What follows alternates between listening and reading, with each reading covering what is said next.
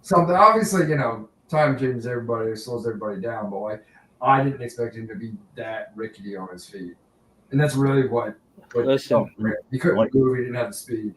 nobody's defeated Mother Nature or Father Time. Nobody. Yeah, Nope. time beats So- everybody. Undefeated. What I would have loved to see, and it would have been a 1-round fight, is 27-year-old Tyson versus 27-year-old Jake Paul. Oh yeah. That would have been a under 1 minute fight, probably. Probably under No. 10-second fight. Of course, and you Tyson, can he would have compare. murdered his ass. Seriously. You can compare a lot of things like that. Can you imagine, 27-year-old LeBron versus 27-year-old Jordan? I think Jordan would get squashed. Yeah. I disagree with you. You No. think? Yep. Yep. Jordan every day. Yep. Because they Jordan played all real day long. basketball back in the day where they elbowed and Through elbows. threw elbows and really pushed each other and all this stuff. Fucking LeBron's a pussy. I mean, like he's a full-on wet, soppy pussy. I mean, you listen. He's the reason they instituted the. HR calling you yet? He's the reason they instituted the flop file in the NBA because he was like #1 at flopping. He's like a fucking soccer Mhm. player. Yeah. I can go with that. Yep. He is the reason why I don't watch Basketball. NBA. Yep. He is the sole reason. He is so freaking woke and just stupid and all those things. Steven. Uh-oh. He says he's mad at himself. 27-year-old Tyson, 58-year-old Paul. But it was like Jody was saying earlier, though. They had so many That would have looked restrictions. like a on- hate crime. That would have been. They had so many restrictions on that fight. Like Tyson couldn't throw uppercuts. Yeah, I just found that I out didn't know. when Jody said so. Like, I Wow, had no what? idea. And he agreed to that. Because I've Yeah. seen like people, everyone's a fucking expert all of a sudden when it comes to shit like. I this. am not an expert. I want to make sure we're Yeah. clear on that. Yeah, no, that's cool. Well, that- But, like, that was- people I've seen that analyzing the Tyson- fight, saying Tyson should have thrown an uppercut here and he didn't, and then he was like throwing the fight on purpose or some shit. Apparently, he wasn't allowed to throw the uppercut. Yeah. So like, that But I would have. motherfucker I knew think what he if I was talking him, I would have done it anyway, just knock his little ass out. about. Yeah. Well, I'm sure between the two of them there was some agreements for whatever reason, but again, for both of them, it was just a payday. Yeah. True. It was like when who was it? It was Conor McGregor and what's this other guy? This other You talking about asshole? Floyd? Floyd? Yeah. Man, That was an yeah. actual fight, dude, and that was good. Me and David watched that one. That was a good fight. It was a good it was a technical money grab. fight. It was Well, like- it was a money grab, but I can tell you what, that it was a money grab, but that was a legit fight. Steven, who pulled punches the whole time? Tyson? We'll wait and see what he says. I don't want to sit here in dead silence though. No, we're not. I mean, No. we're gonna keep talking. I'm not gonna wait Go for him back to on type to out a the- response. Yeah. But like, I don't know, man. Like, But LeBron, Yeah, man, that guy is just a safety I don't know- pin bitch. I don't know just don't like enough him at about all. him. You Is got that the real reason why you don't little like bitch. LeBron? It's not about his. No, sport he's a acumen. fucking he's like assless chaps playing basketball. all chaps are assless. You know what I mean? During the month of June. Listen, he's Seems good. like, yeah, he means Tyson. Okay. He's good for the league from Nope. a promotional standpoint Disagree. to sell tickets, all that other kind of stuff. Kobe was good for the league. Yeah, Curry. but Kobe was good for the league, for the players, and for the Shaq was integrity good of the for the game. league. Yes, I'll give you that. But from a monetary standpoint, that's what LeBron is. He's good for that. He is good for selling So like do you massages think where about- men on men get happy endings. Steven says he'd dunk on LeBron. That's Billy, hilarious. what do you think But about he's- his son playing with him? Who Bronny? Um, That's nepotism so- right there. so here's the thing. Not everybody's meant to follow in their parents' footsteps. There was this big stink where no other team was supposed to draft him but Yep. the Lakers. So I think that in itself was a problem. Not only that, but and I don't have any ill will towards the kid, but here's the thing. He is not going to be anything in this league. There's so much more talent. If it wasn't for his father, I don't think he'd even make the NBA. Easy. Truthfully, I he get wouldn't that. make it. And I think LeBron was just trying to accomplish something that, for good reason, shouldn't happen. Truthfully, if you think about it.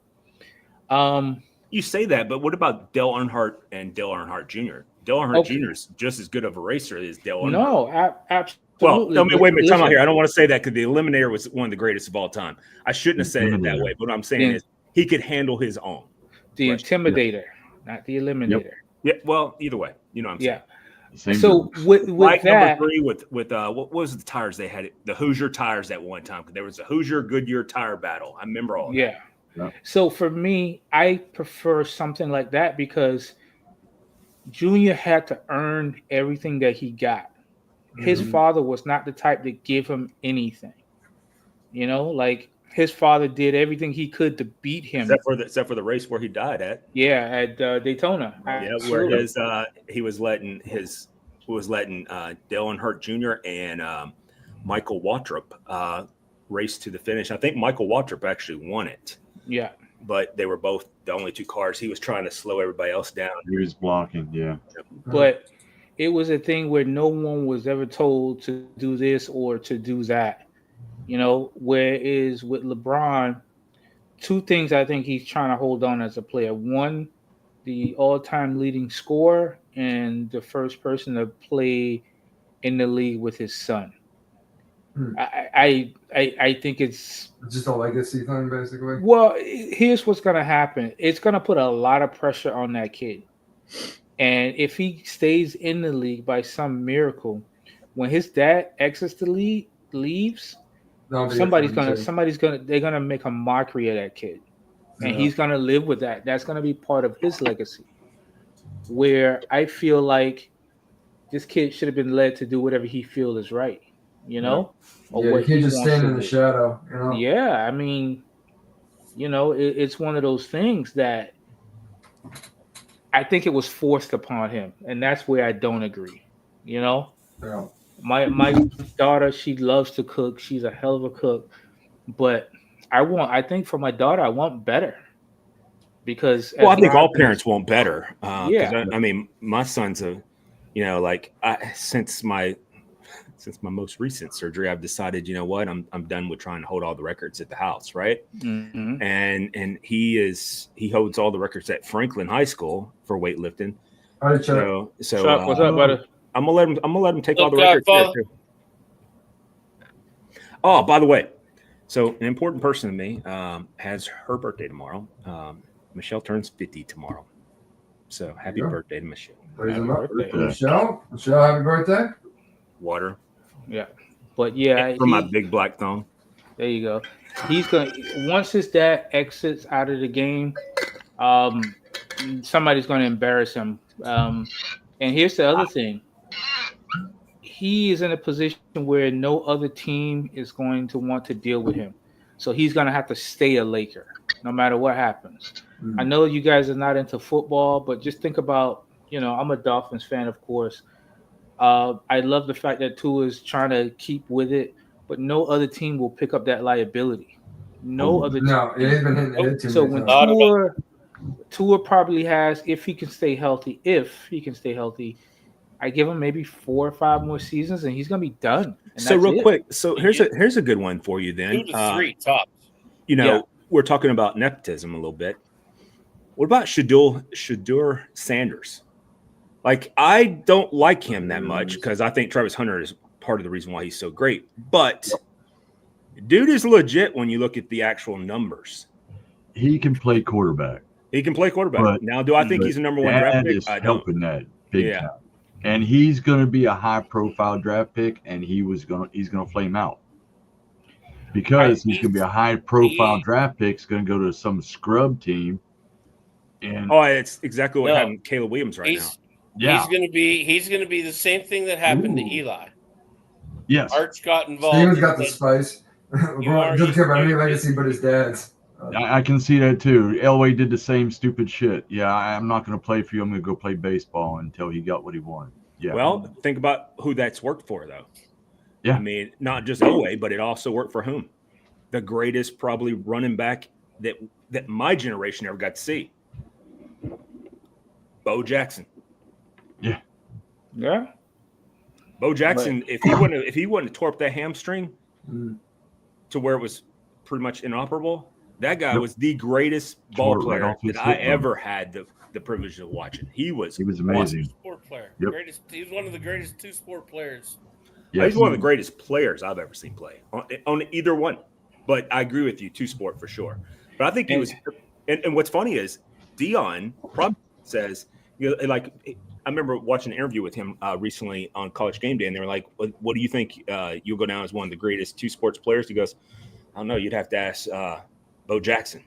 And I was like, "That's one of those moments like Freddie Mercury said when they said, 'What do you feel about being the greatest singer of all time?'" He goes, "Guess you'll have to ask Stephen Perry."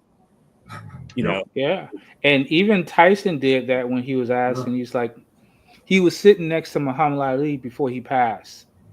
And they were asked, well, who's the greatest fighter? And Tyson was like, "What? Are you dumb?" He's sitting right there. Well, I mean, our generation, the greatest fighters of all time, of our generation, one of them is transgenerational, meaning that George Foreman was fucking awesome at 40-something years old, coming out there just he came back out, didn't he? fat fucking everybody to death, right?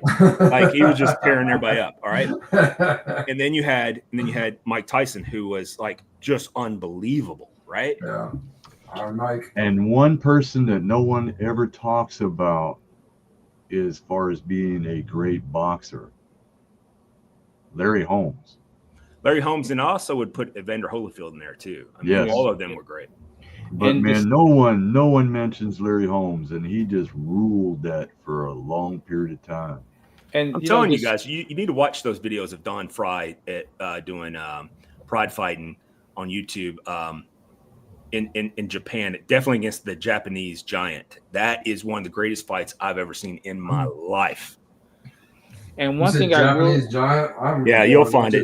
Just put Don Fry, Japanese giant. That's all you have. And one thing I will say about Tyson, and he didn't showboat about it, Tyson helped out a lot of fighters financially when they were just in the world of shit. Muhammad Ali, he helped out. Frazier, he helped out. Well, I mean, let's not forget the fact that Tyson probably went to jail under suspicious, in my opinion, circumstances. 100%. But, again, I think it's one of those things where you try to bring your kid into your sport or your league or whatever it might be. I think there's always a greater expectation. And when they fall a lot harder because of what's expected of them. Mm-hmm. That's kind of where I'm having a problem with Preston right now. Is like Preston's got a lot of stress on him. Like his dad has a doctorate, right? And then his dad was in the military for 22 years. And both of those things he's really wanting to do. And I'm like, dude, you're not comparing yourself to me. You're comparing yourself to you, whatever your potential is. If you want to go be a SEAL, be a SEAL. Be the greatest SEAL ever. If you want to do SWCC or whatever, go do that. Be the greatest SWCC operator there could be. If you want to go in the Army and be a Ranger, do that. And then he's like, but, my granddad was a Ranger. Well, your granddad was a Ranger. I mean, you figure it out. If you want to build a legacy for your own or for your own children, be your own man. If you want to go to college and that's really the best advice, is don't just follow or compare yourself. What do you want? I got a doctorate just because teaching's not a bad gig. No, it's not. And listen, I understand that because I come from a family where everybody was military. Everybody. Right. And when same with me. Exact same thing with me. Everybody in my family is military. Everybody. And when I decided not to go, it caused such an uproar that my family boycotted my graduation from culinary school. But I didn't care. It didn't even bother me because I realized at the end of the day, no matter what, I had to do what was right for me. Yep. And I know myself. If I was in the military, I was going to crash out. For sure, I was going to crash out. And with my daughter, I would not want my daughter to have to go through what I went through in the restaurant industry. Rob can attest to it. When you worked in those kitchens back in the day before HR was a real thing, I mean, the name calling, the fist fights, the drug use, the this, the that, and the other, I wouldn't want my daughter to go through that. And she can fully admit she's a better musician than she is a cook. She can handle her own. When it comes to that part, I agree with you that there is a time and place for HR and man, we really turned the show into like a fucking self-help video. Our TED Talk. Like a TED Talk, yeah. But there's definitely a place for HR and stuff like that. But not just you, Steven's in here. I agree with Steven. Yeah. First, my family with that I hate Linux with that. To that degree, back to grandparents. Okay. Yep. But when you look at the military now, let me put it different. What it is today versus what it was when I served, and what I hope it goes back to. Part of the culture that made it great is the fucking shit talking. Like, David, you've been around somebody in my military. You remember me and Matt talking all the time. And you would think that the two of us fucking hated each other. All right. We had the best. No, but I know how that is. What's that? I've worked with and I had military, like, yeah, give each other shit constantly. This is what you do. Like, yeah. And that's what made it fun. And that's what made it, acceptable, because you don't get paid a whole lot. You do a lot of bullshit, and then you deal with a lot of bullshit that extends further than that, right?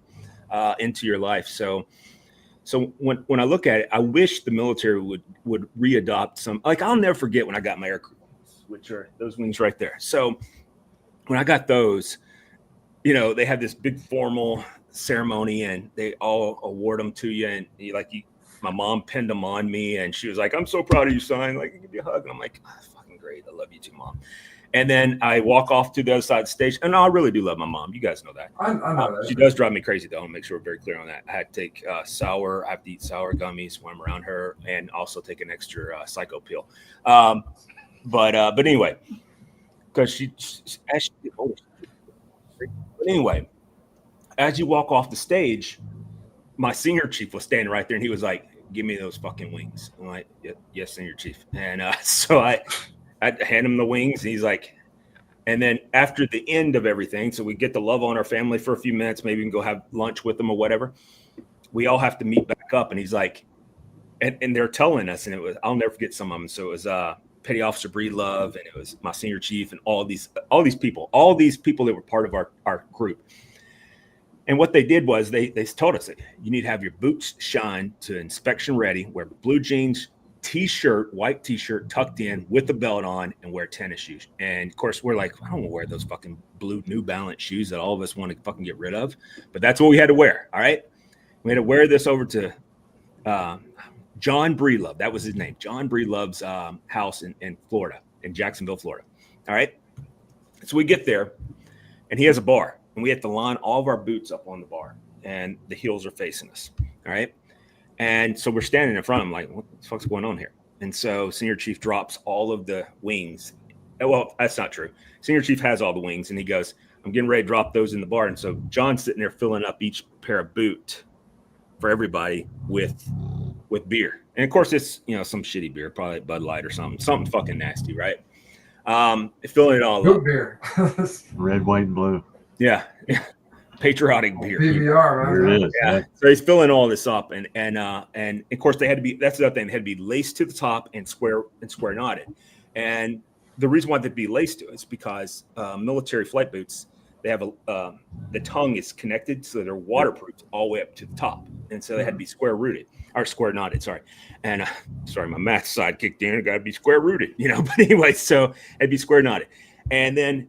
We watched them fill up with beer, and then we were told to about face, and we about faced, and they dropped our wings in each of our, one of us had our wings dropped in each boot.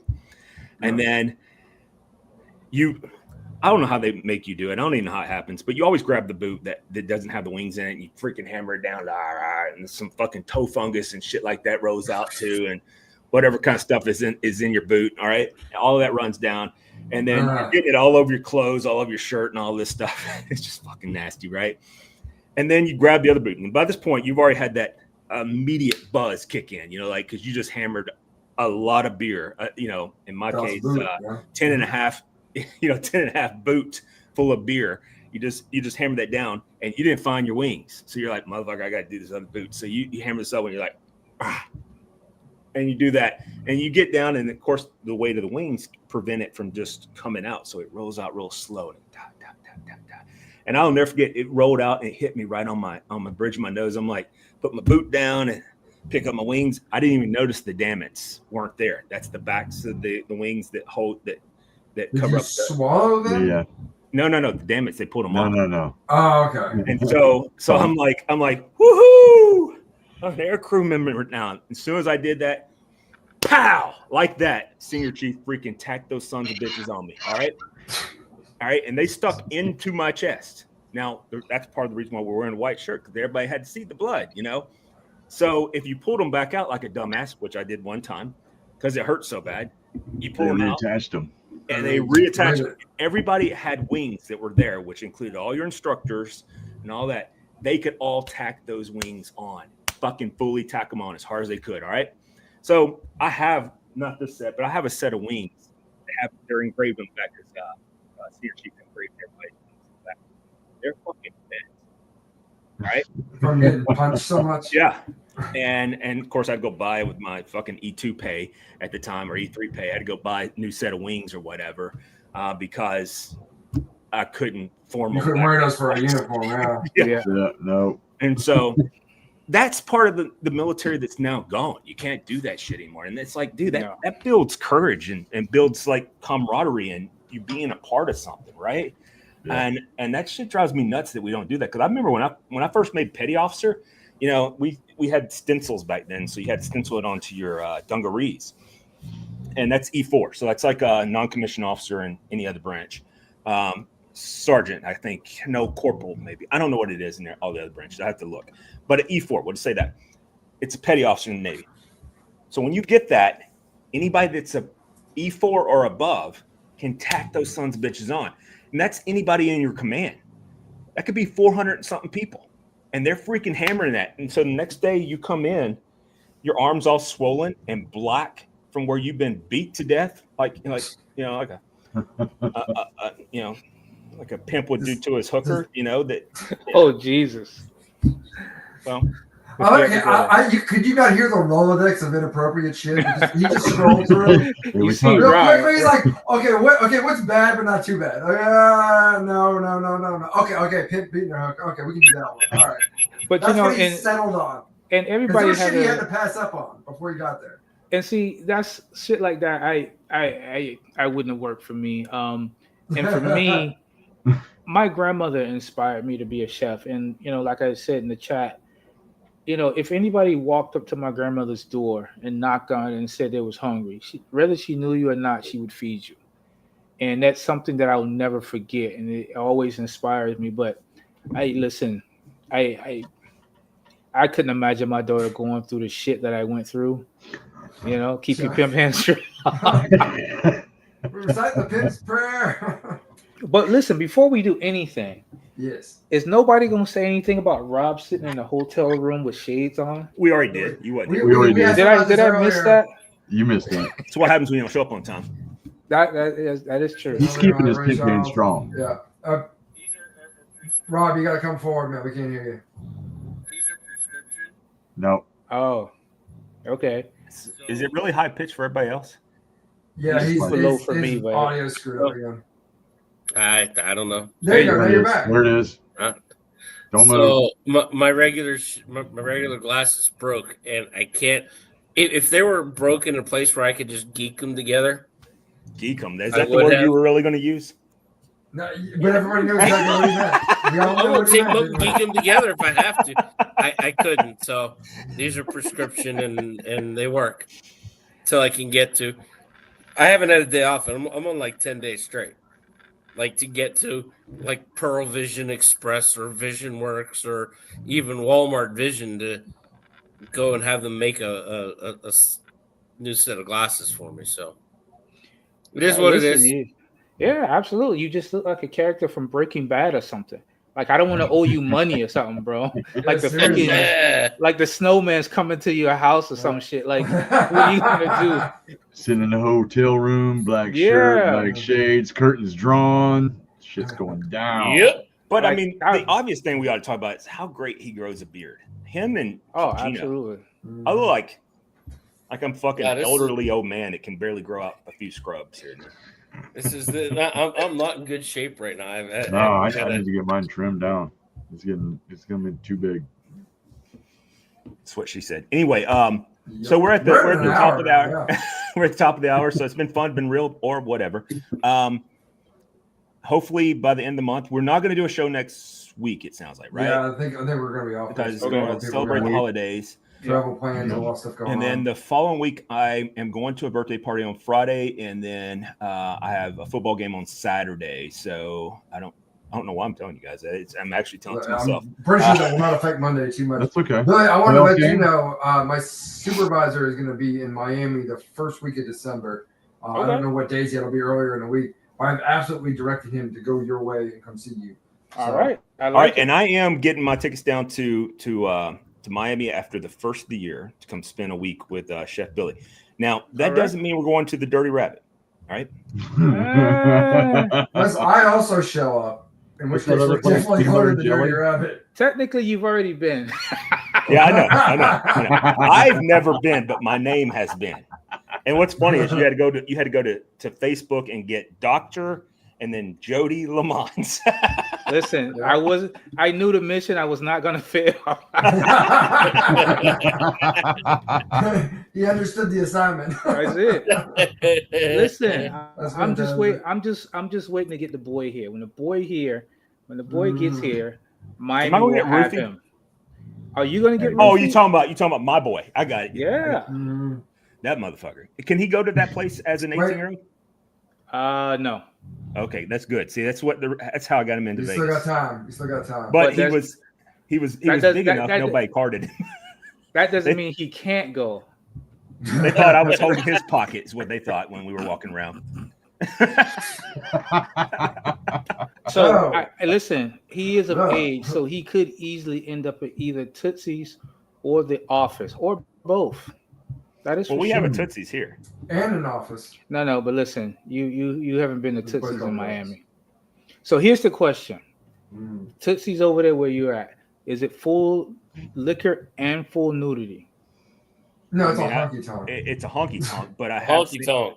But I have seen some. I know what Tootsie's you're talking about. I have seen some nudity there. It's not that. No. So just to give you an idea of how big Tootsie's is, Tootsie's is it purple? No. Oh, okay. So here's the case. It's not the so same. We all know what BJ's Warehouse is, yes? Costco, all those things. Oh yeah. They've got one so over by Target and over. So here's the kicker. Tootsie's took over the building where Costco used to be at. Okay. Ooh. So yeah. Think about that. I'm thinking about it. I'm seeing pictures. It's like the Hateful Eight. I'm seeing pictures. So Tootsie's, is it called Tootsie's in Miami? Tootsie's Miami. Am I going to get in trouble? It's like a warehouse. You can get a haircut. You can take a shower. You can park your car inside. There's, I think, 3 levels to it. There's a pool. Oh, and with Tootsie's, and especially in South Florida, we have so it's liquor. Wait a minute, you are leaving the name out of it. It's Tootsie's Cabaret. Nobody says cabaret. This is world's largest strip club is what it's called. They're having. Hey, get this real quick. So they have. So is that not here? I don't remember. Dismissed. So they have. So dadgummit, I don't want to view an event. I just want to see this. Yeah, you do. No, I don't. I was trying to read y'all something that's hilarious. Oh, here it is. So on Thanksgiving, they're having a Thanksgiving party, complimentary buffet from 5 to 8. Oh. And they're going to extend happy hour with half price drinks, $100 bottles till 10. Damn. It is called the Lunch and Munch. All right, this is not the same type. You can get a single bottle package, which is 1 premium bottle, prioritized seating on the main floor with complimentary admission up to 4 people. Personnel, I'm sorry, I was reading it like the military. Personal VIP host and server, basic mix, 25% deposit is needed right away. Pay the rest at the club. Buy now. Or you can get the double package. Hold on. Wait a minute. Hold on a second. So let me read these. So here's the double package. Double package is prioritized seating on the main floor, 2 premium bottles. We're getting legit now. Complimentary admission up to 6 guests, basic juice and soda mixers, personal VIP and host, 25% deposit, and pay the rest at the club. That's $1,050. Or you can get a party room, which is Absolute Avion and Jameson room that is on the main floor, based on availability, $1,400 tab for drinking. So it's $2,000, and you get a $1,400 tab for drinks and food choices. Complimentary admission up to 8 guests. Reserved party room with large HD TV and surround sound. You can get during pay-per-view events. That's a $600 value. They're just letting you know. You get VIP host and server, 10 guests, maximum party. Where did the 8 people go then? So you get up to 2 more you can just bring in randomly. But they have a dress code that's strictly enforced, and during that time you get 25% off. And that one costs $2,000. Okay, so check this out. Fuck all that. I'm just gonna have Felicia sit on his face, and he gonna come back with a couple of ashy babies. That's it, plain and simple. I like how you cut right to the damn chase with that. Oh no, we're not doing that bottle shit. The whole package. We don't need all that. Listen, I'm gonna have a girl so thick, she's gonna be thicker than frozen peanut butter. Oh my god! And she's gonna sit on Preston. She's gonna make love to him in the chair. He's gonna forget about the military. He's gonna forget about football. He's gonna call up Jody and be like, "Hey, listen here, Dad. I ain't coming back later." Click. I'm moving to pork and beans. Moving to pork and beans. Felicia and I are in love. Me and Tatisha. Yeah. And listen, it is my life mission to get 2 people from this group into Tootsie. It's got to be Rob and it's got to be David. Okay, I was like, I'm not going. Say when. Just say when. I'm afraid what David might do, so I might have to rethink that one. David's like, peanut butter, I'm down. Scared. I'm like, he's like, there's a weight limit, but we haven't tested it.